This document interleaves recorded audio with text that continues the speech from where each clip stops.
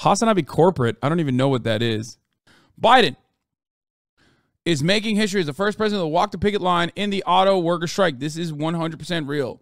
This is a historic moment for labor union history in America. This is a historic moment for the American presidency. This is a historic moment in general. Very cool. I like it a lot. I like this a lot. We love it, folks. Let's go, Brandon. And he's heading to Michigan to join striking auto workers on the picket lines this afternoon. An unprecedented show of worker solidarity by a sitting president. Senior national correspondent Terry Marin is outside a Ford plant in Michigan. Good morning, Terry. Good morning, George. For decades, when workers went on strike, presidents, Republican and Democrat, tried to stay above it all, not taking sides, urging negotiations and a fair deal. But today, at this Ford plant where workers have been on strike for 11 days now for better pay and benefits, Joe Biden will break that tradition. Annoying timing, but beats Obama, right? No. Joe Brandon is like definitely beating Obama on this front for sure.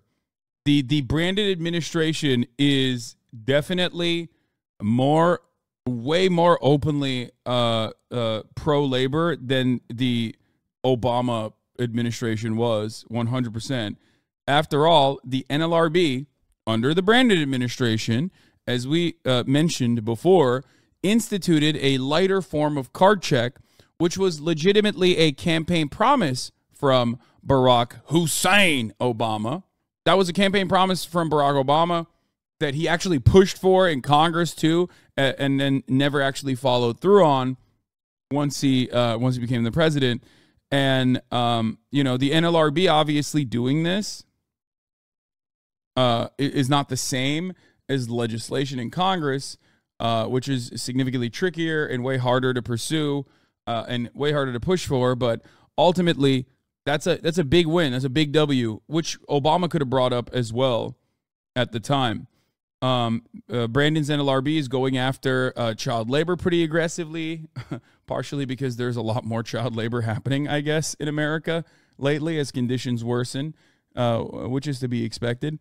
They are going after back pay pretty aggressively. They literally arrested a small business recently. They arrested the owners of a small business, a spa called Haven, for violating a court order, after they won a lawsuit specifically where they were found in violation of the rules and had to pay back pay to their employees, which they refused to do so, and then they arrested them, which is pretty fucking sick.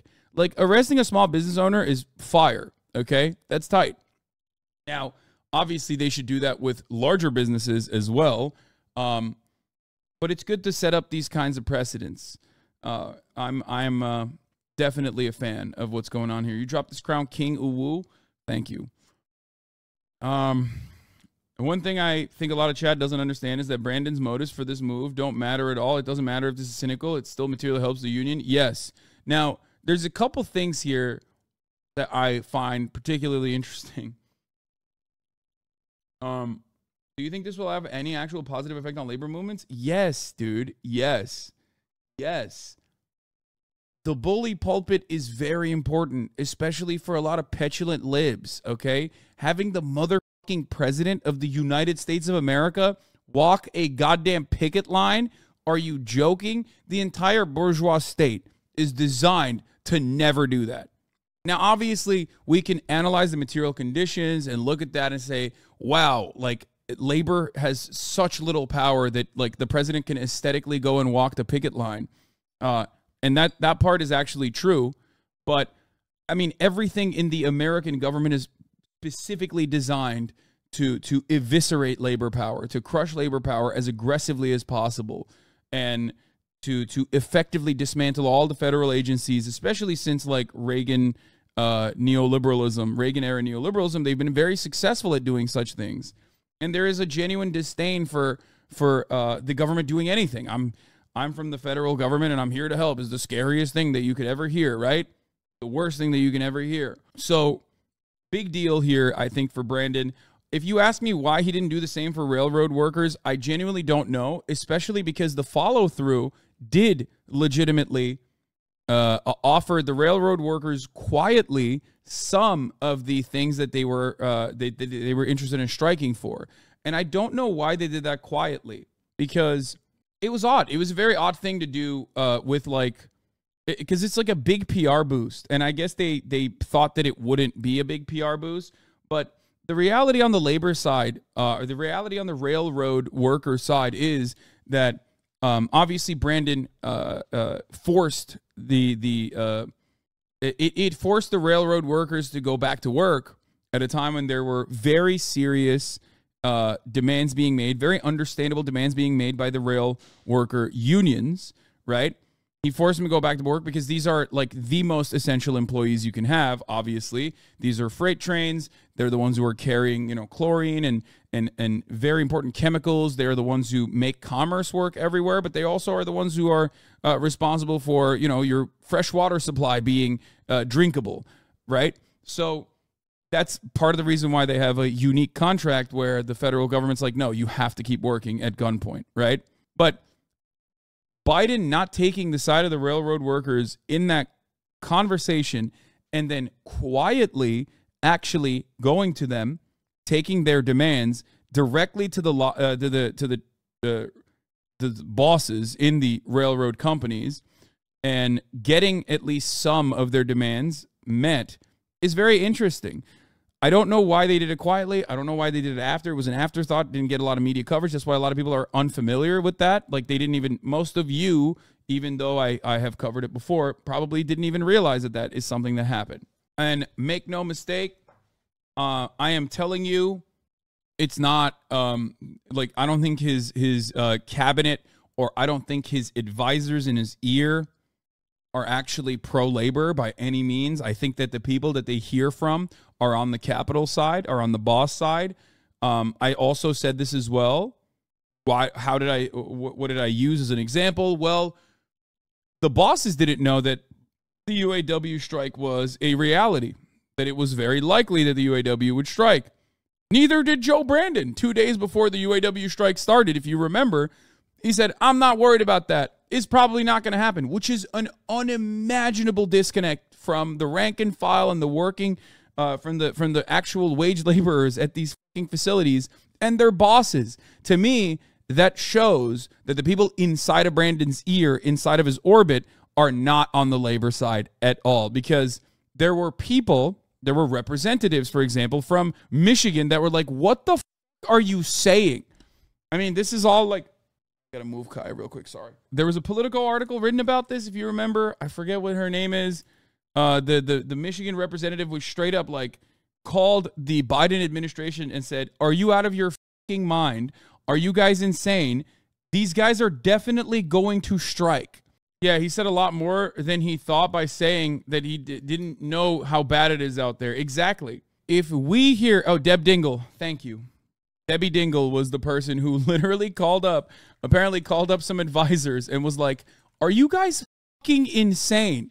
Now, of course, where is it? I do not believe.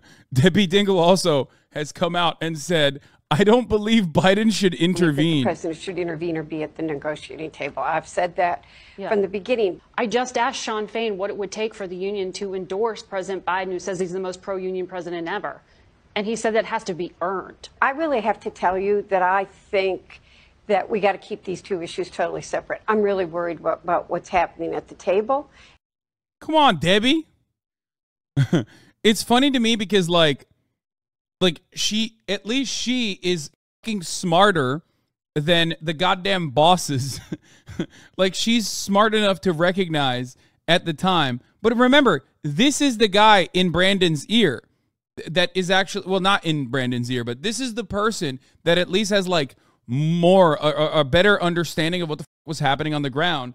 And then even then, it's not like, this is not a Sherrod Brown situation. Sherrod Brown, sorry. I know I love saying Sherrod Brown, where like, this is like an actual 100%.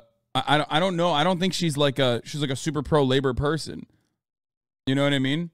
But she has to be to a certain degree because these are her constituents. Why do you call him Brandon? Because that's what his name is. His name is Brandon. and that it is going to determine the future of the auto industry in Michigan. I want to keep presidential politics out of this and do what's right from a policy perspective. Then we. Anyway, she thinks she knows anything. She's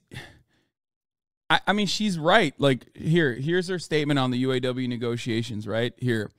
Dingell's statement on the UAW strike, big three automakers. I've said many times these are the most important negotiations I've witnessed in my lifetime. The industry is at a crossroads and its future is at stake. We must manufacture these vehicles here in America to stay at the forefront of innovation and technology to compete in the global marketplace. And the workers are critical to that. There are a lot of important issues at play. The auto workers were the ones who gave when this industry was in trouble over a decade ago, which is true, which Brandon has also repeated that line now, by the way, which is very good stuff being said because it's true. And now they want to see their wages keep up with inflation and cost of living adjustments. It's not fair for someone to be a temporary worker for 8 to 10 years. Also true. She basically repeated UAW talking points, which is very good. And you have to be very good. And you have to at least understand what the fucking rank and file's demands are if you are going to be a congresswoman in Michigan. Because this is your constituency. That's what this proves to me, at least. She did a speech a couple days ago. Rise today to stand in solidarity with our UAW workers. I have seen many negotiations in my lifetime, but these. Anyway, look, Debbie Dingell, we briefly talked about. That's not the more important part of this, because the more important part of this is a man, okay? Because I'm a sexist. We're moving away from Debbie Dingell right now and back to the man, President Joseph Robinette Brandon, okay? Let's go. This morning, the president will join striking auto workers on the picket line. We're always supporting UAW. Joe Biden will be making history. There is no record of any president walking a picket line until today. But in the United Auto Workers' expanding strike against the big three car companies, Biden says he stands with workers. When you take a look at the significant increase in salaries for the executives and growth of the industry, they should benefit. It's so funny having this fucking carcass, okay? It's so funny having this motherfucking carcass repeat, talking points that at this point he's just, completely oblivious to. He's just like, yeah, man, it's crazy, Jack. I feel like they can make him say whatever the fuck. He could be like, revolution now. We're going to let 1,000 flowers bloom, Jack. We're doing a cultural revolution. It's going to make Mao look like a pussycat.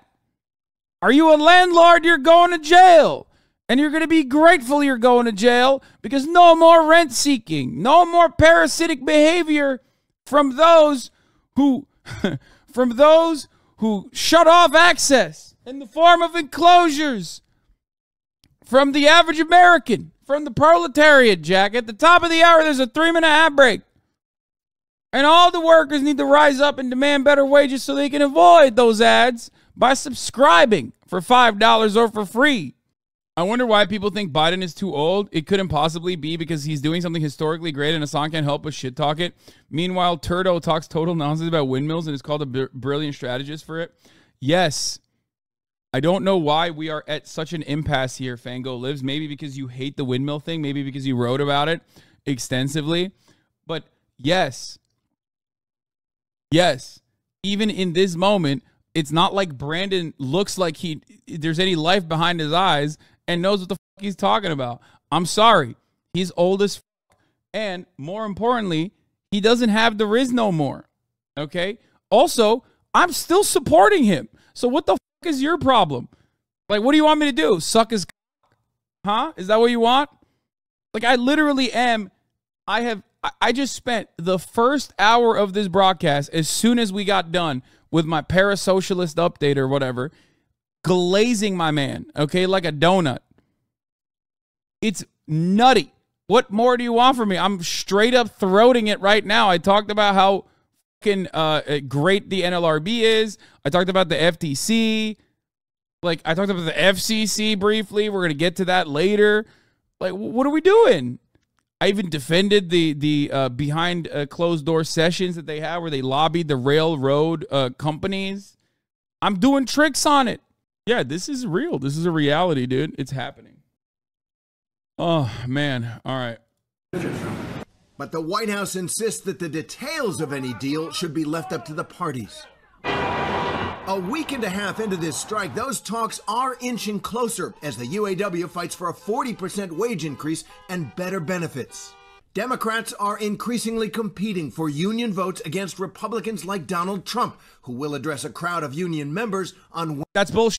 The media can suck and fuck me, okay? The media can suck my dick from the back. Fuck you, okay? Everyone in mainstream media is a charlatan defender of the capital owner class. They are fucking pieces of shit, garbage, garbanzo beans, okay?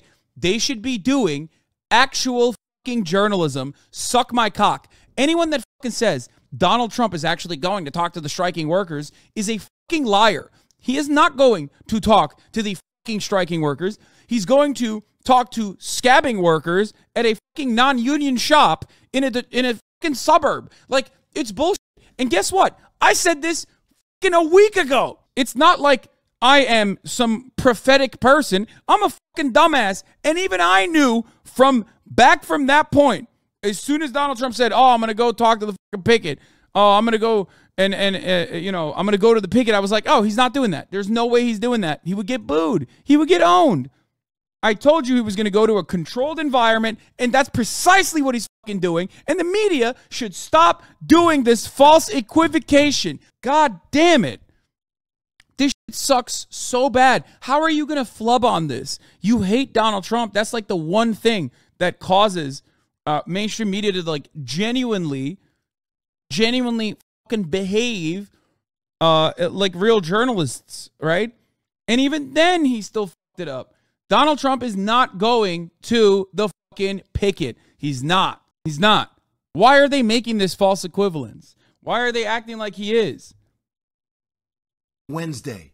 Out on the picket lines, workers are holding strong. We're looking forward to getting something fair negotiated with Ford. But for some, like Mac Hall and his sons, Stephen and Chris, 2 generations of auto workers on strike together, this fight is about something bigger than politics as usual. Personally, Biden and Trump can stay. Yeah, he's literally not speaking to the UAW, but rather going to a non-union, non-Big Three plant. He has not contacted the union, Lamau. This is genuinely funny at this point. Actually, interesting question to ask UAW members if you're a reporter in Michigan. Have they been contacted to attend? If so, by who? Rumors are the Right to Work Foundation is using its list and former UAW members to find workers for it. Would be good to know if that's true. A question you can ask the Trump campaign. Will strikes be allowed to attend tomorrow? Will strikers be allowed to attend tomorrow if they weren't already in touch with the organizers? Last one is, well, you can imagine more than a few strikers would like to give Trump a piece of their mind if he insists on his sideshow. Next, one might consider looking into whether execs at Drake Enterprises are Trump donors, GOP donors, or contributors to the Right to Work Foundation. Journalism is really not that difficult. You just ask questions and try to find answers. Lol. It is so insane. First of all, Alex is a fucking journalist, and she's basically, given that she doesn't have the same level of access that a lot of mainstream media journalists have, is basically throwing this up for free on the timeline for any goddamn journalist to actually follow through on. If you are a journalist, and I know many of you are in here right now, a lot of motherfuckers love watching me, whether you are in the DNC, whether you work with the branded administration, whether you work with the UAW specifically, or whether you work for the AFL-CIO, like H. Bizzle 13, who no longer attends here because he's a massive RP head. There's a lot of you in there. There's a lot of you in here. Follow through on some of the shit. You know, do some good work. That's how you know how Lib Bizzle is so far gone that this motherfucker literally works for the AFL-CIO. He's one of their UAW like reps, okay? And he's not even in here as a historic strike is happening. That's how brain broken he is, that he is just like so caught up in the fucking RP meta that he's never coming back. I thought he was banned. No, I would never ban.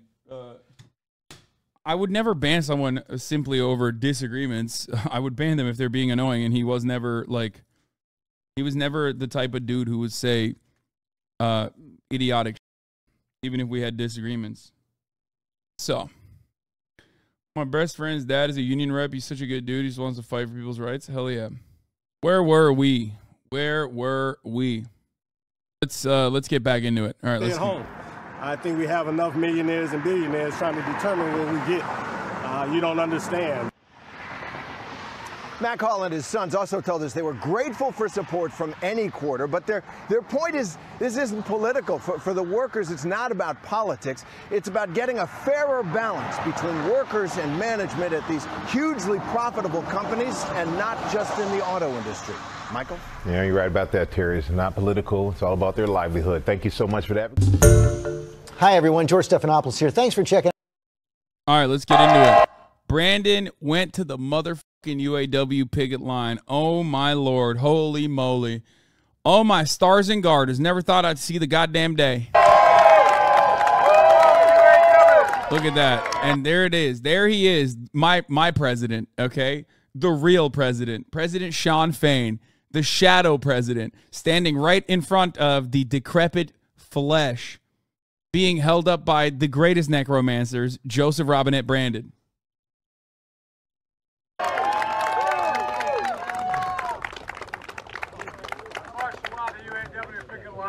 I was a senator since 1973, but I tell you what, first time I've ever done it as a president. Okay. Look. Okay, this fucking sucks. Please tell me there's better audio on this.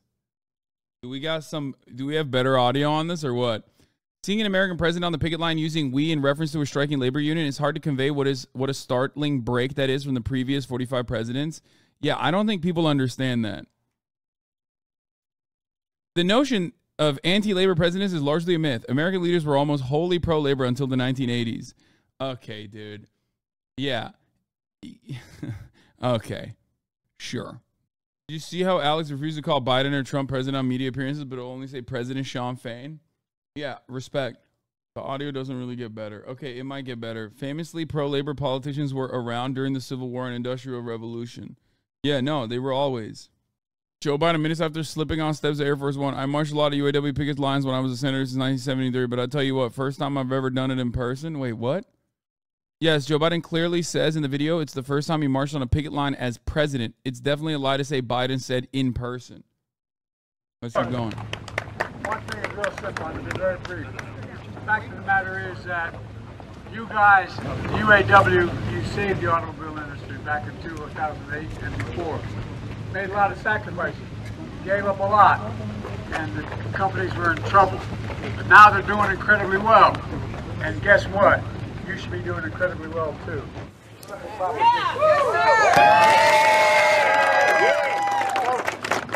Stick with it.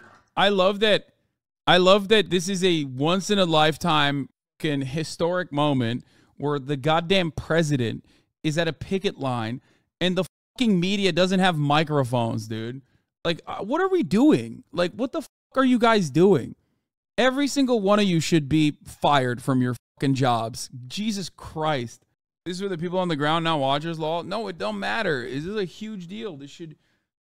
I genuinely don't understand how the fuck he's not there. How the fuck they're not there with like a bunch. Dude, Donald Trump farts on his way to fucking South Carolina, and there's like 1,000 cameras with like the best microphones you've ever seen. Okay, get the fuck out of here. Come on, dude. Really? And he's not even the fucking president. Like, what are we doing? I'm gonna tell you something right now. If Donald Trump actually attended the picket line, you bet your fucking ass they would be there. It's like the 9/11 Bush moment when he had the bullhorn is better optics.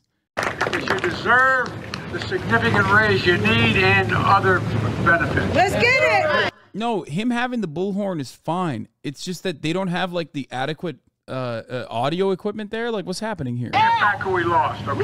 Yeah. We say them, it's about time them to step up for us. Now, there's a guy I know you don't know here, but I brought him along anyway. Sean Fain, your president. Yeah.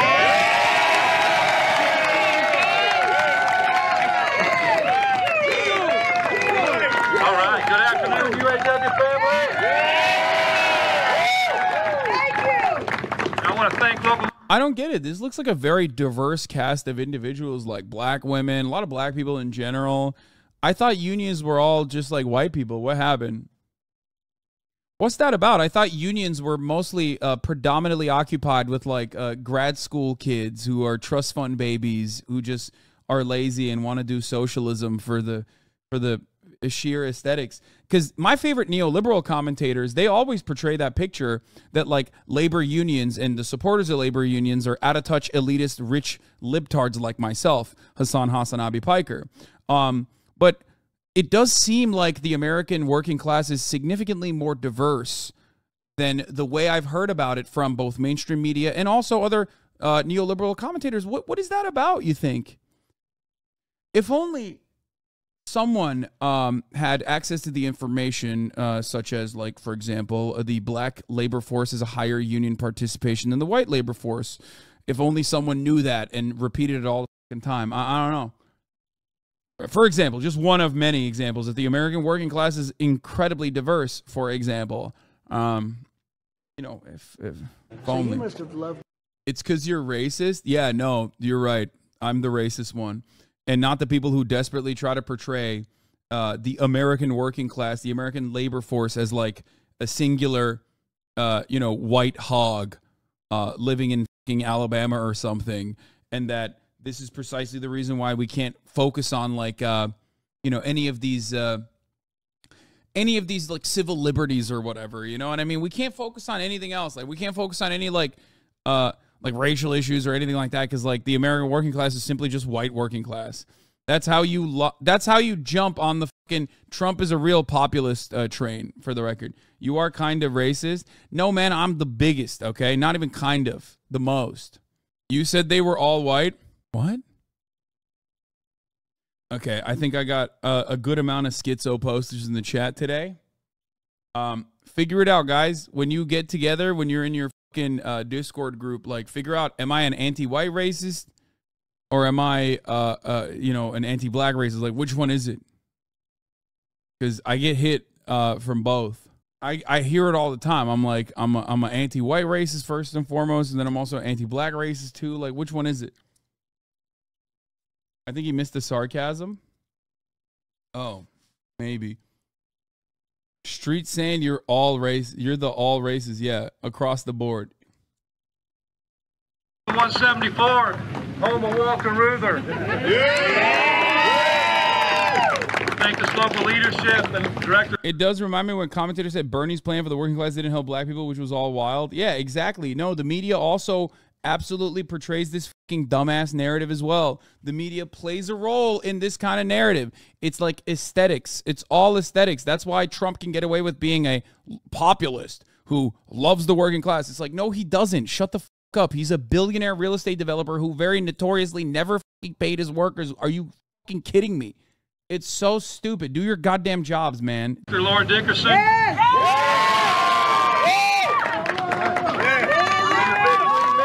Because you're all the reason we're here. This is all about the membership. You know, this site, Willow Run, it holds a historic place in the history. Yo, where's Bernie? He should be holding hands with Dark Brandon. Bitch, you kidding me? Bernie was at the fucking picket the first day. Are you out of your mind? Bernie got his own fucking custom jacket first day in, okay? History of our union and our country. You know, this was part of the arsenal of democracy during World War II. It's where they built the B-24 Liberator bomber. You know, that bomber, they built one of those per hour when they were at their peak. It's what helped us win the war. So today, 80 years later, we find ourselves here again with the arsenal of democracy.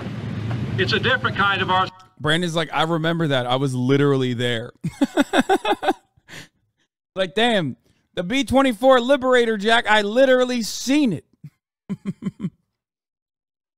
I was there, Jack. Democracy, and it's a different kind of war we're fighting. Today, the enemy isn't some foreign country miles away. It's right here in our own area. It's corporate greed. Woo! God damn, dude. That's good. That's a good line. Bars. And the weapon we produce to fight that enemy is the liberators, the true liberators. It's the working class people, all of you working your butts off on those lines to deliver great product for our companies. That's right. That's how we're going to defeat these people. That's how we're going to defeat corporate greed, is by standing together. You know, this is a historic moment. The first time in our country's history that a sitting USA president has came out and stood on the picket line.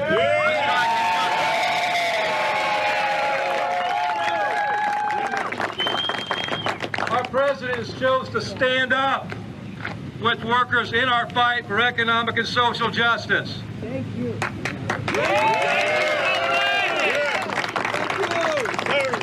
You know, it's a historic day and a historic moment in time. You know, just as today, you know, it's about the auto workers who are part of the fabric of the working class of this country.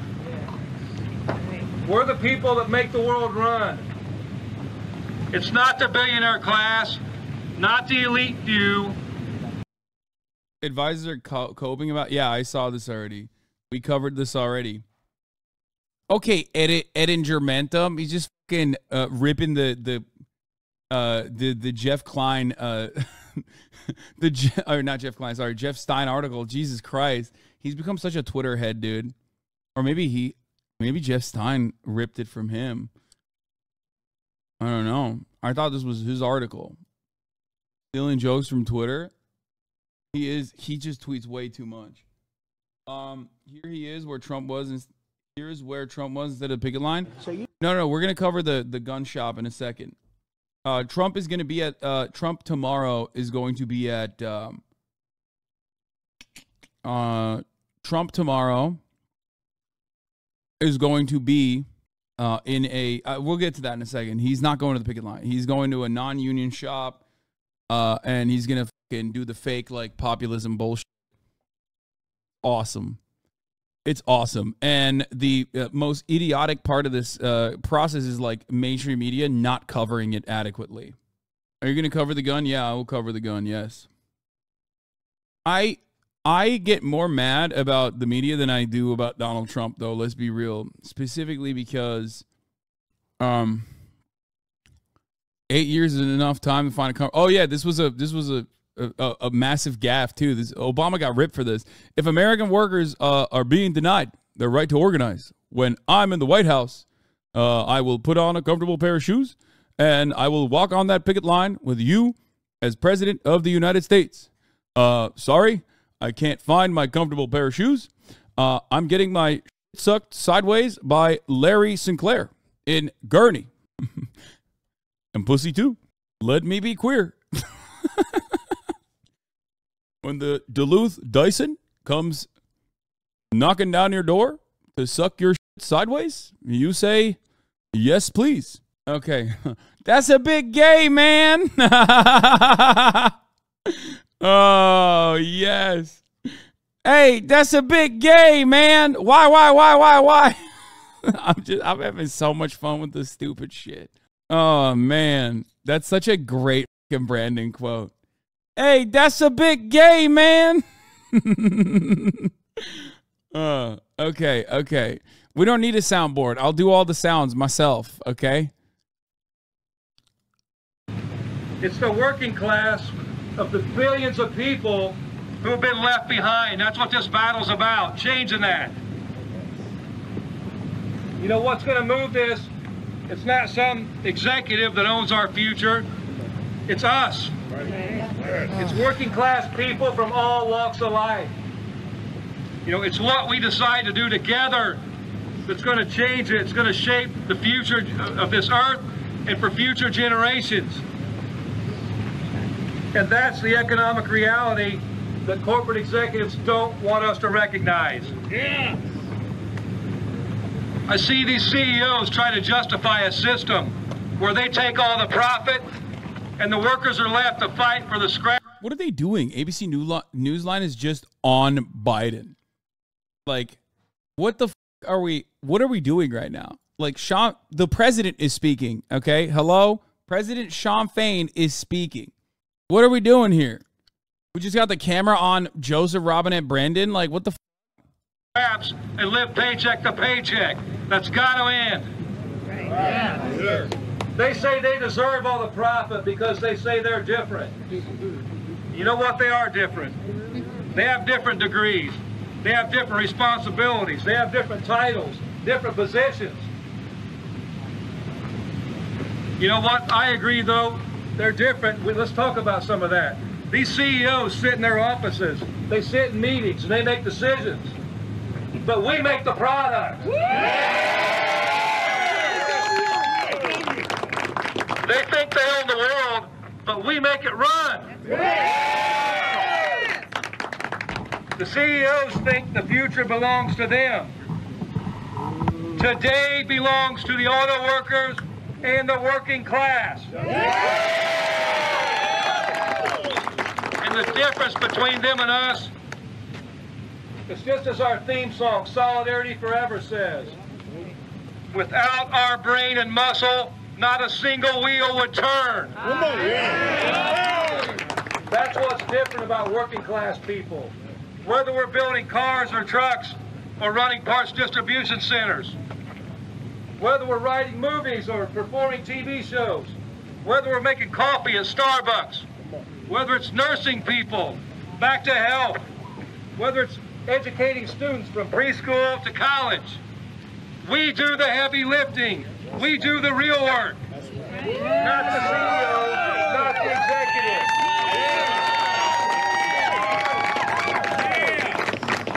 And though we don't know it, that's what power is. We have the power.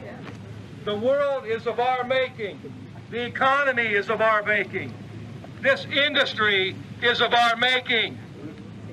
And as we've shown, when we withhold our labor, we can unmake it. And as we're going to continue to show, when we win this fight with the big three, we're going to remake it. In this union, the members are the highest authority. In this country, the people are the highest authority. And so today, I just want to take a moment to stand with all of you, with our president, and say thank you to the president. Thank you, Mr. President, for coming.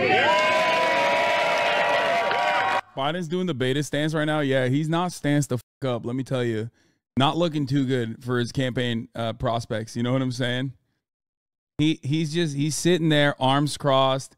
At least he's standing up right. You know what I mean? He's standing up straight. So at least you got that. That's good. Marks for that one. But he does have the beta pose. He passes the green line test, though. Thank you for coming to stand up with us in our generation's defining moment. And we know a real proletarian leader would fucking clap alongside the laborers. You know what I mean? You're supposed to do that. You're supposed to show like I am exactly like you, one of you. I'm on your side. That's what you're supposed to do. The president will do right by the working class. And when we do right by the working class, you can leave the rest to us because we're going to take care of this business. So thank you for coming out. Thank you for being a part of this fight. And let's get back to winning solidarity for all of our members and economic and social justice for all of our members.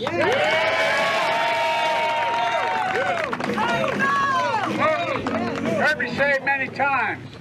Wall Street didn't build the country. The middle class built the country. Damn, he's just spitting. He's like, I got more in me. Sean, give me that megaphone, Jack. I got one more in me, Jack. The middle class. That's a fact. So let's keep going. You deserve what you've earned, and you've earned a hell of a lot more than you're getting paid now. Thank you very much.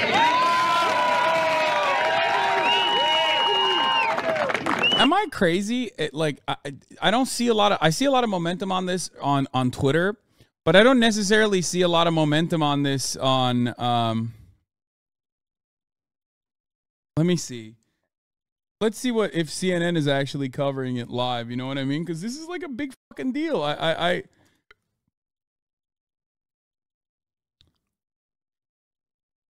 Longer stays within the shelter system. as a direct result, and we still have a continual flow of new faces coming in on a daily basis. So we've seen the pictures from your city, and they're heartbreaking because you see these groups of people essentially just camped out in the street. I imagine it taxes you to see this happening. It truly does. And as a result of the large numbers, many of our shelters have been focusing on those families with children. And so the ones that you see out on the streets tend to be the adult single male population. We simply don't have space. So the announcement by the mayor with regard to additional capacity has been very welcome. And the city has also come to us and provided many hotel rooms as well. As of this past weekend, I believe they had over 1,000 in hotel rooms, so they're trying to decompress as we speak. Okay, sure. I mean, okay, that doesn't look too great that they are, doing El Paso as being invaded coverage like they're fucking Fox News. Let's see what Fox News is talking about, however. I'm sure they are at least like criticizing Biden for going on the... Oh, never mind. They're actually won last November. So they have to be careful. They're so worried about their left flank. But there are a lot of people coming on the right and from the center, and they care about crime.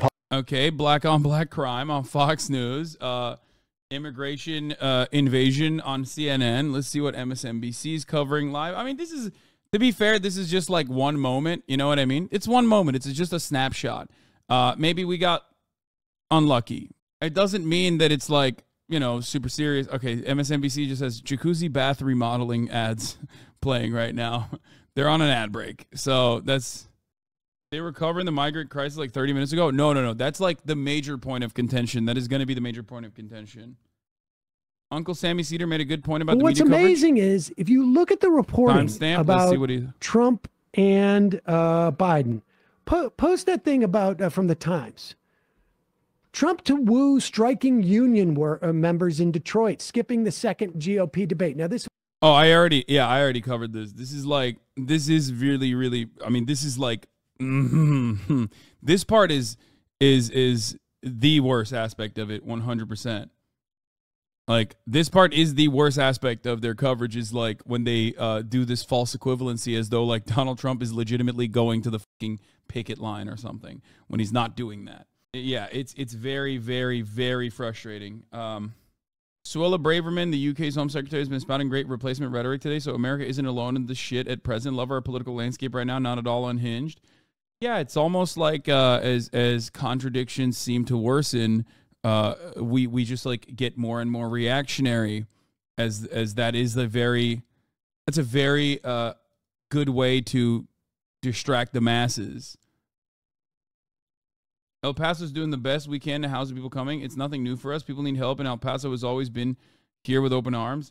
Yeah, I mean, and then the other aspect of that is also like obviously the governor, Greg Abbott, shipping migrants directly to New York, and then there's the other aspect of this as well. You're the lone soldier giving Brandon his credit.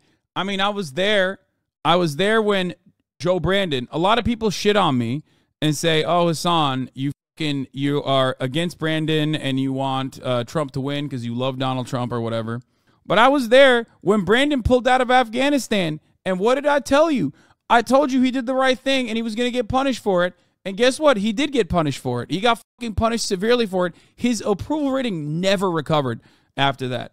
Okay, that was his high point and it also became the lowest point. And the unfortunate situation was that, they hammered him for it when he did the right thing. He did everything right and they hammered him. And I'm here. I'm riding for him. You know what I mean? When liberal media ate his ass alive, I was there. Okay? I was there defending him. I was there fighting his battles because God has given his most loyal soldiers his toughest fucking battles. Okay? Brandon has given me, his most loyal soldier, the toughest battles. We also know from our reporting that a union source telling us that they do not consider former President Trump's visit tomorrow in Detroit at Drake Enterprises a show of solidarity with the union because that is not a union shop. However, we know that President Biden was invited directly by the union. We also know from... Good. I'm glad that they're acknowledging it. Thank God. Thanking God. Oh my God, dude. It's like, what the fuck is going on? I feel like I'm losing my goddamn mind over here, watching these guys just talk about this situation as though it's like a real. What motivated Biden to visit? Trump, yes, but also pressure from the Democrats and the UAW. Let's see what their coverage looks like. Take off that racist hoodie. Wait, what? God, I have so many fucking weirdos in here. Come in here, guys. This is it. At this point, the only people interested in fucking politics and not like on the live streaming space are just like people who are always going to be weird. And I think we just have to live with that reality forever, chat. Those of you who are in here who want me to do like normal news coverage, you know, we're just going to have to deal with all the fucking weirdos.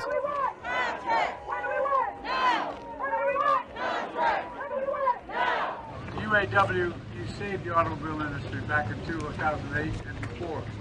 Made a lot of sacrifices, gave up a lot, and the companies were in trouble. But now they're doing incredibly well. And guess what? You should be doing incredibly well too. You heard me say it many times.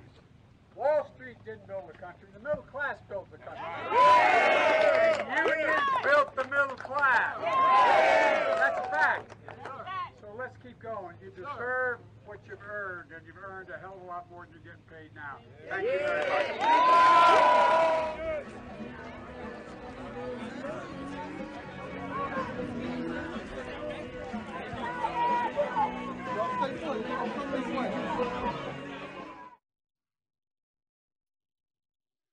Oh, man, it's pretty fire.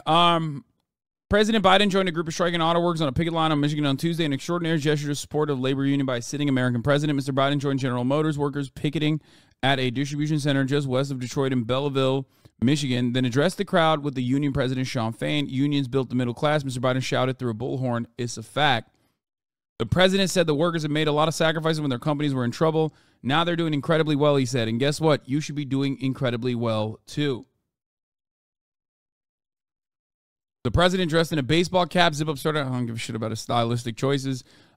His visit was brief, roughly 15 minutes, but he joined scores of workers outside of a parts storage facility, clad in red shirts and carrying union signs. The president emphasized that he had been a labor supporter for decades and had picketed before, just not as president. Since the strike began on September 15, Mr. Biden has been calling on companies and workers to reach an agreement that would spare a ripple effect through the economy that could raise vehicle prices and disrupt supply chains. The White House has been hesitant to say whether Mr. Biden supported the workers' demands, but when asked whether they deserve the 40% raise they're seeking, he responded, yes, along with a crowd of picketers. Listen, at that point, it don't matter what you fucking say about the union demands, okay? It doesn't matter if you fucking literally personally don't believe that the union deserves all that. When you stand in solidarity with them, okay, when you fucking go to their picket line, yes, you're endorsing their demands. That's how this works, okay? Wild that the New York Times is trying to fucking still be like, oh, I don't really get it. I don't know if we don't know what his real opinion on the matter is. Who gives a fuck? He just stood there.